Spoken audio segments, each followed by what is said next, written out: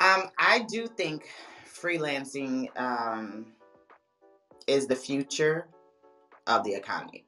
And the reason why I think that is because Gen Z, these kids come out playing with devices, right? So they already have technology from the beginning.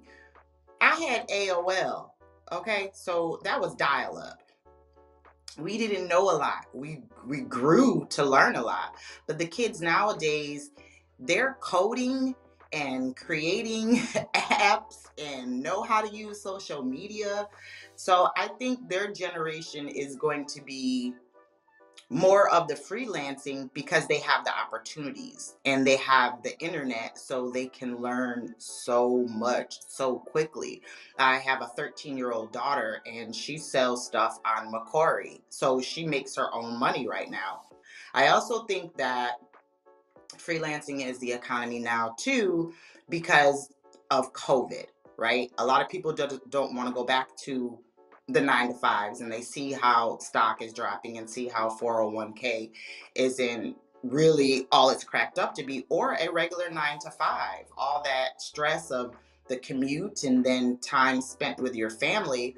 If you're just a freelancer, you're making your own hours. And the kids now, to me personally, feel so privileged that if they do get a 9 to 5 job and it's not going according to how they think their job should go, they're going to leave and go to another company. So I think it's not like the old days where the baby boomers were, we were all taught. I'm not a baby boomer. That they were all taught to work, work, work until retirement. Kids nowadays don't have to do that. Heck, we don't have to do that because we're basically freelancers, right? So I do think that is going to be very prominent, as well as hybrid working. Go into the office, work a couple of days, but work the remainder of the week at home. I definitely think you want to be open minded. I know some people who don't want to learn from a younger generation. And I just, in general, think that really puts you at a disadvantage. Um, I think there's always something we can learn from each other. So definitely don't rule out that just because they're younger than you, they don't know what they're talking about, and this, and this, because they are doing things differently. But that's not necessarily a bad thing. So I'm going to give you guys some of these statistics because I know that's really what some of you guys want to hear. There, and I am getting this from one of my sources, skillscouter.com, freelance statistics. So, there are about 4 million more freelance workers currently than 6 years ago in 2014.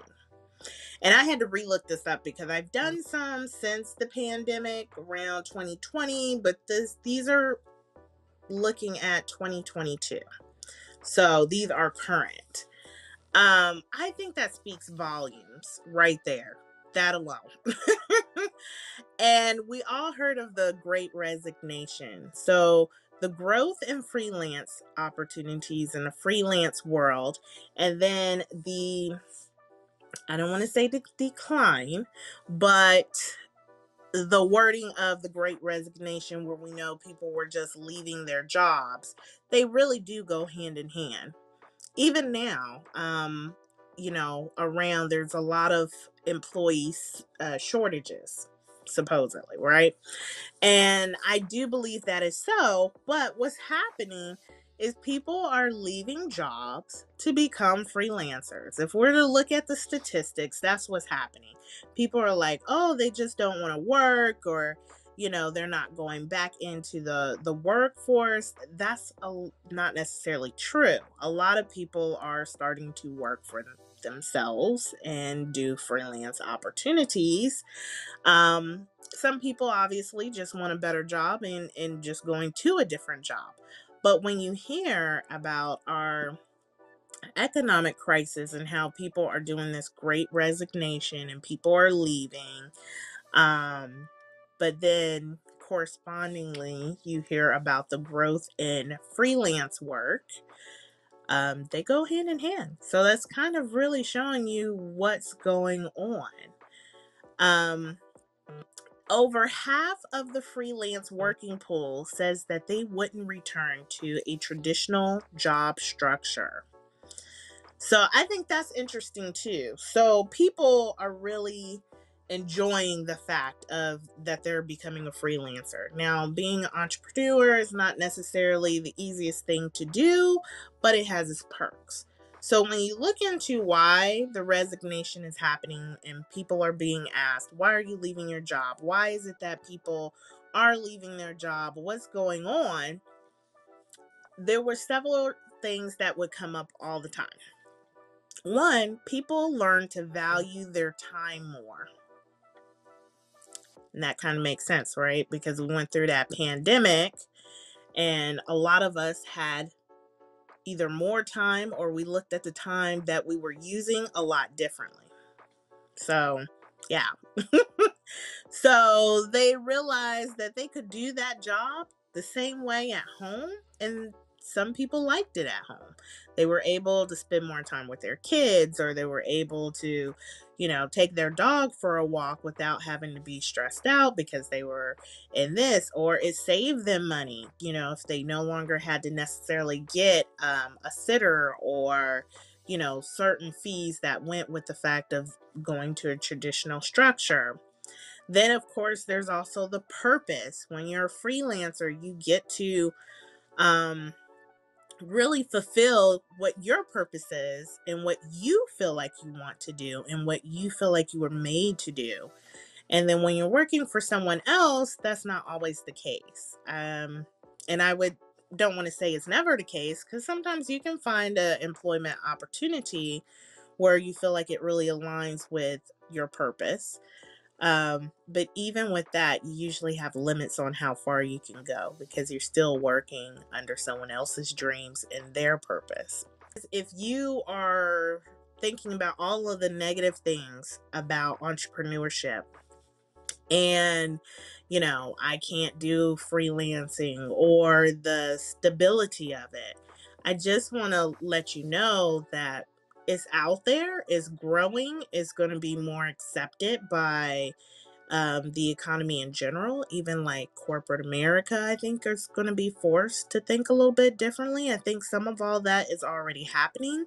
So there's not a better time for you to start looking into freelancing and thinking about what it is that you can do with the skills you already have and start monetizing them.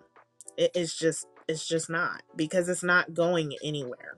Right now, there are about 57 million freelancers in the United States. So I think that's a really big amount there. It is. Um, yeah, like I don't know if you guys realize that many. I'd have to go and go Google how many workers, because you got to think everybody in the United States is not of age to be a worker or so forth. But I would have to Google just to see how many workers do we have in general in the United States. 31% of freelance workers are earning more than 75,000 US dollars a year. I like to throw that out there too, because if you are maybe a new freelancer of some sort and you don't feel like that can be you, or you don't feel like you can earn the amount that you want to make, 31% is a pretty good percent there. You can definitely be part of that 31%. I would say a lot of that, if you're not part of the 31%, yet, because that's how we like to speak. You speak that on in there. It's more so probably just due to consistency, getting your foundation going, those type of things. A lot of times when we are really ready to give up on ourselves, it's right around the corner. A quarter of freelancers could find work within 24 hours. So I think that's another thing that people just love, because there are always that possibility that your next client is, listening to you, that's going to run into you. And that client can be, revenue wise, any size client. You don't necessarily have that with a 9 to 5. The 9 to 5, you pretty much know what your paycheck is going to be. It's pretty standard. But with freelancing, it's not. You literally could be thinking, "Ooh, I need me another 1,500 today," and you just, I don't know, end up doing some type of presence work, whether it's a webinar talking about it, or it doesn't even have to be any of that. It could be somebody just was listening to old material you had out, or they have been watching you for 6 months and all of a sudden they're like, oh yeah, I'm ready now. And that could be the day, just like that.